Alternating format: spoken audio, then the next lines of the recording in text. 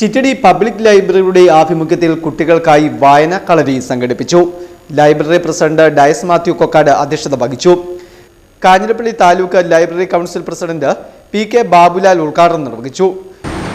പാഠ്യേതര കഴിവുകളെ പ്രോത്സാഹിപ്പിക്കുന്നതിലേക്ക് എങ്ങനെ കൊണ്ടുപോകാം എന്നതിനെ പറ്റിയുള്ള ഒരു കാഴ്ചപ്പാടാണ് നമ്മുടെ സ്റ്റേറ്റ് ലൈബ്രറി കൗൺസിൽ മുന്നോട്ട് വെച്ചത്.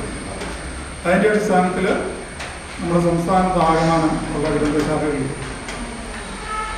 ഇതുപോലുള്ള ക്യാമ്പുകൾ സംഘടിപ്പിച്ചുകൊണ്ട് അവർക്ക് കുട്ടികൾക്ക് വിവിധ തരത്തിലുള്ള ക്ലാസ്സുകൾ അവർക്ക് അവരാഗ്രഹിക്കുന്ന തരത്തിലേക്കുള്ള ക്ലാസ്സുകൾ. അത് പലപ്പോഴും നമ്മൾ സ്കൂളുകളിൽ നമ്മൾ ആഗ്രഹിക്കാത്ത കാര്യങ്ങൾ നമ്മളെ അടിച്ചേൽപ്പിക്കുന്ന. യോഗത്തിൽ Kanjirappally taluk library council secretary George Sebastian മുഖ്യപ്രഭാഷണം നടത്തി. Bobby K Mathew, Deepak I Alex, P Anurag, Anoop Sukumaran തുടങ്ങിയവർ പ്രസംഗിച്ചു.